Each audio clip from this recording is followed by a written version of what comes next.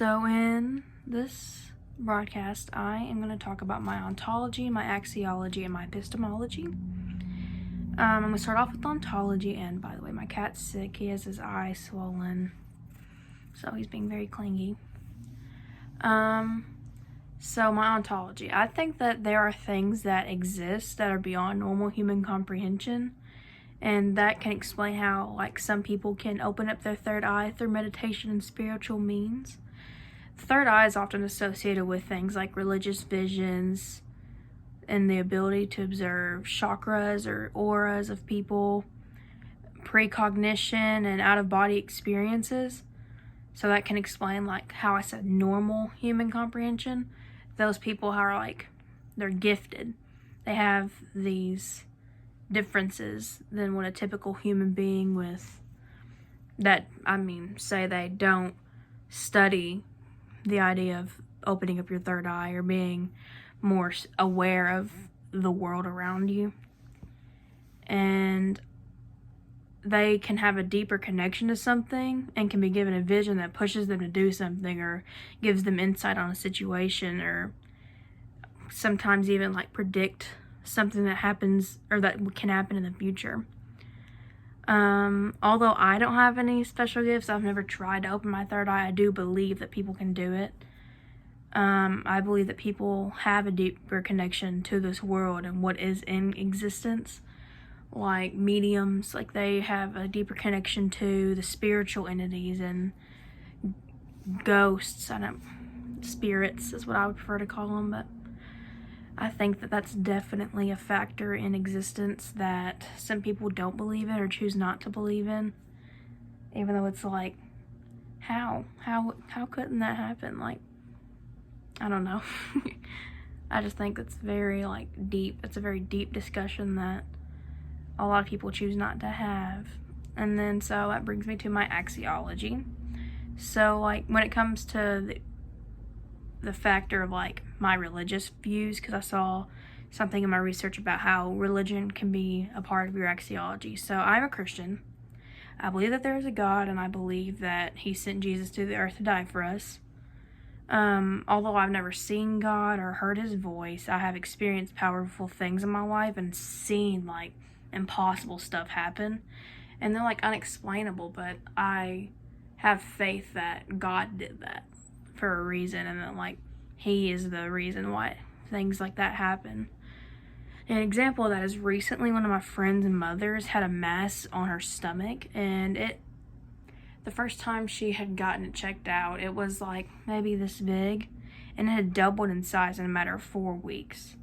So they were okay, we need to hurry up and get you in. We have to get this removed as soon as possible. And I think they were also going to remove her appendix and a few other things because they were just bad from where she had previously been in some addiction issues, or with some addiction issues.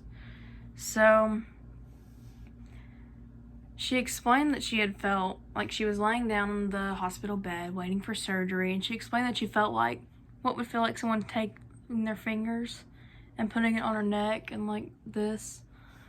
And she said that it made her wake up because she had had a vision of someone putting a light and then a hand on her neck, and she had woken up and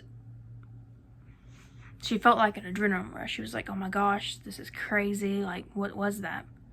And the doctor thought it was just a reaction to the medicine, that she was just kind of being a little woozy before her surgery.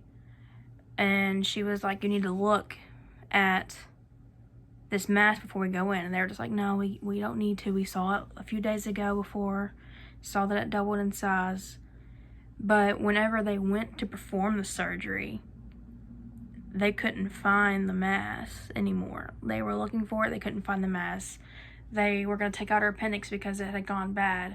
The appendix was fine. There was nothing wrong with it, but before it was testing for different underlying diseases, and it was just gone. And I just think there's no way that didn't happen for no reason. That didn't just happen out of the air. So my faith in God and faith in God from other people is what really pushes that belief. So I guess one of my values is faith in God. And I feel like just miscellaneous values that I also have are things like I value loyalty in friends and family. I value, I don't know why I lost my thought. I value deep human connection. I have never really, the only time I've been in like 2 relationships, and each of them have been very deep. In my current relationship, I've been with him for 3 years, and I value that because it's like, I don't want something that isn't real or doesn't feel right. And so finally is my epistemology. My views are similar to Ferdinand de Saussure, I think that's how you say it. I did this little quiz thing that was like, what are my epistemology views? Because I didn't know. I tried to find some, I tried to look it up, but I was like, I don't know. I need to do a quiz on this because it's just so incomprehensible. Like, knowledge is just like, what? And so I see patterns in the world around me and believe there are structures underlying all social phenomena. And to me, understanding this structure is more meaningful than trying to understand any one thing in isolation. So I don't really see the point in studying an isolated phenomenon without looking at the bigger picture as well.